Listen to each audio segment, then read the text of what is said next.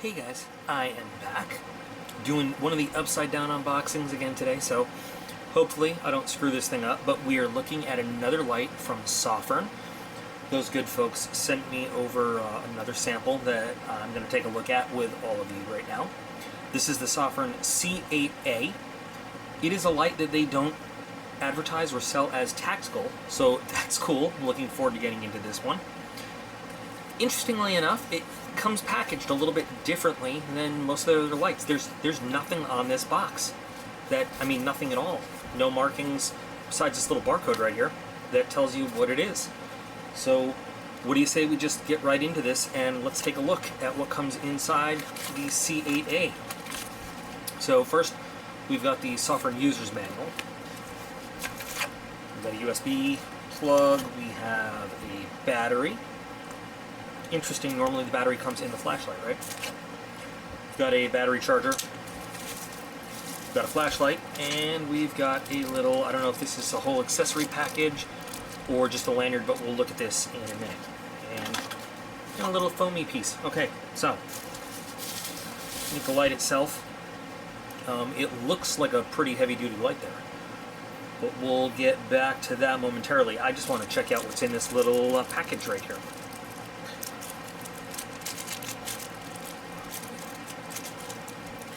So inside this little package we've got our lanyard, our wrist strap, and a couple of spare O-rings, but that's about it. So battery here is a rechargeable 18650 3000 milliamp hour battery. Looking at the light itself, little different than most of the Sofirn lights we've looked at before if you take a look at the design. More of the javelin type design than the just standard barrel construction. Got a very wide lens on it also compared to a lot of the other Sofirn designs. Nice big wide reflector though, should give us a very wide angle light, right? So we've got single button operation going on this one, which is not my favorite, but we can make a little exception there. Weight with battery in it is not bad. Little top heavy. Some of their other offerings have been a little bit more evenly balanced, but if you were going to use this one in conjunction with your firearm for a shooting light, it is made to be, I would say, pretty convenient for that in terms of size and shape. So let's see how many modes we've got here according to the tech specs. And actually, let me hold up this little page with technical parameters for you for a moment.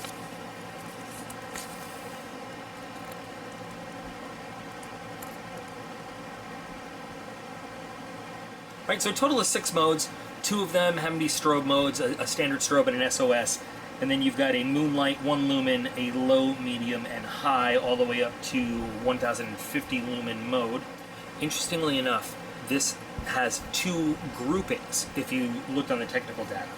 So if you don't want to use your moonlight mode, your 1 lumen, and your SOS strobe, if you just don't even want to cycle through them, you can operate it in group 2 mode.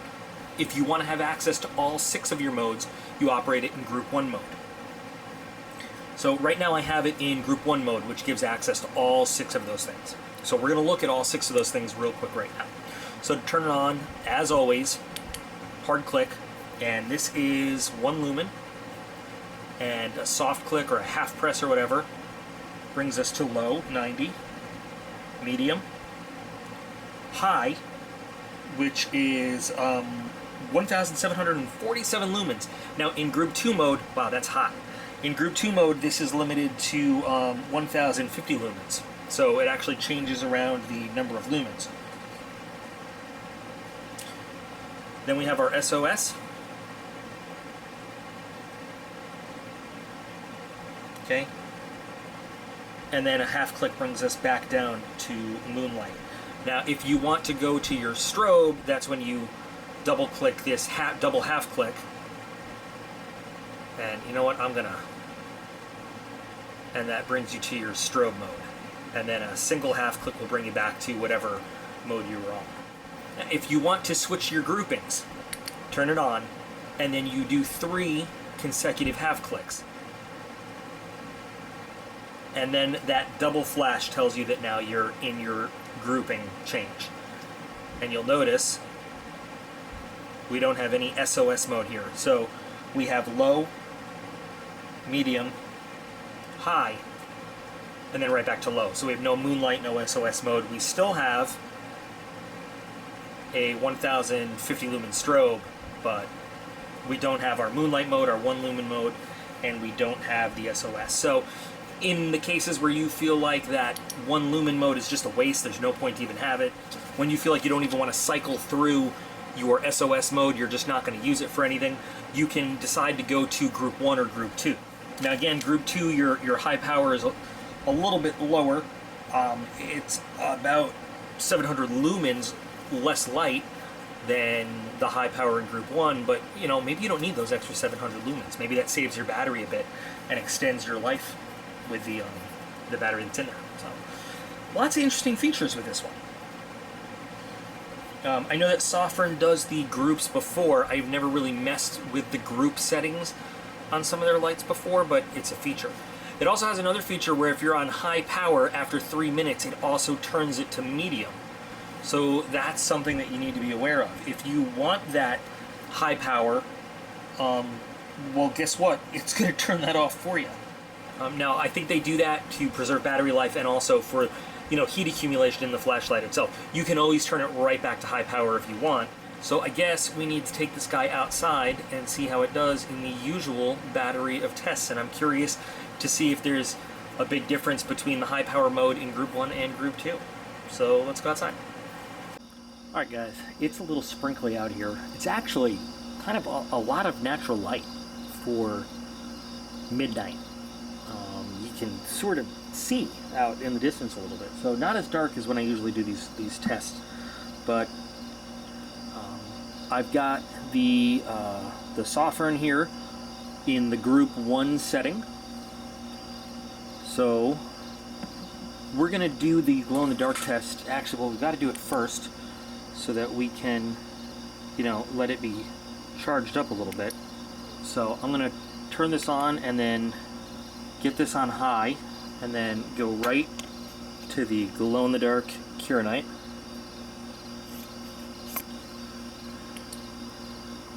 That's a nice bit of glow. We'll let that sit. Okay.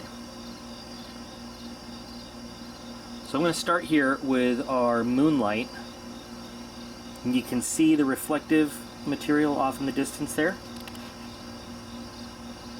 Can't see much of anything else. Okay, I'm going to go up to low. And that is a huge difference. And you can see that you've got a really wide field of regard for the light here too. Right now the light is actually right next to the camera. And you can see the rain coming down, but you can see how much light that gives you. There's the next level up. Wow, and that is a lot of light. And then SOS. And let's go to strobe. There we go. And there's your strobe. So pretty good. Let's we've got it back in the moonlight. Let's get it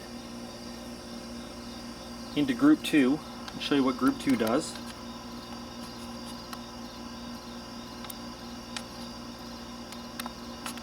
And that's about it. It's not a bad light at all.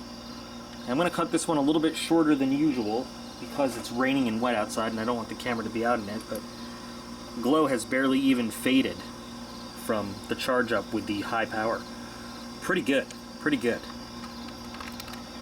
Well, I think that overall that's a pretty good showing for this light. I mean, this is a pretty powerful light. For its size, especially for the battery and the power source, I think this one is pretty good. I'm not a fan of the shape.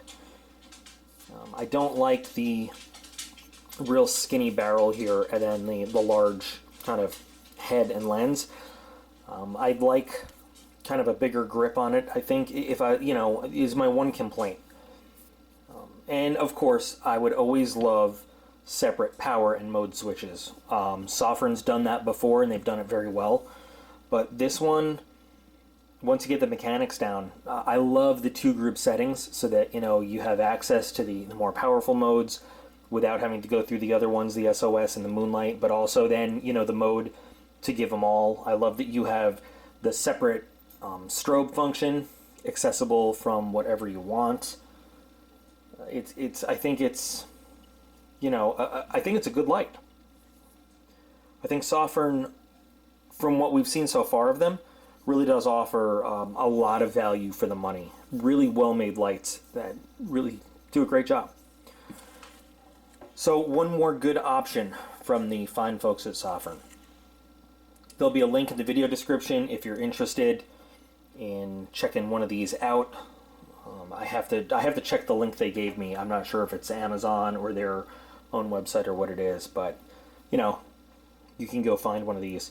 They're not very expensive at all. And we've got a few more Sofirn lights to check out too, and they'll be coming soon. So anyway, guys, another cool option. This guy might end up as a giveaway item or might not. I don't know yet. Might end up staying just like this, but when I see such a large aluminum device, I just want to take it to the shop, sandblast this coating off, and do all sorts of custom stuff to it. What do you guys think of that? Alright guys, cool. I'm going to go work on some more stuff. So don't ever forget, you guys are all 110% certified officially. Totally awesome. I appreciate every single one of you, and I'll be back in real soon.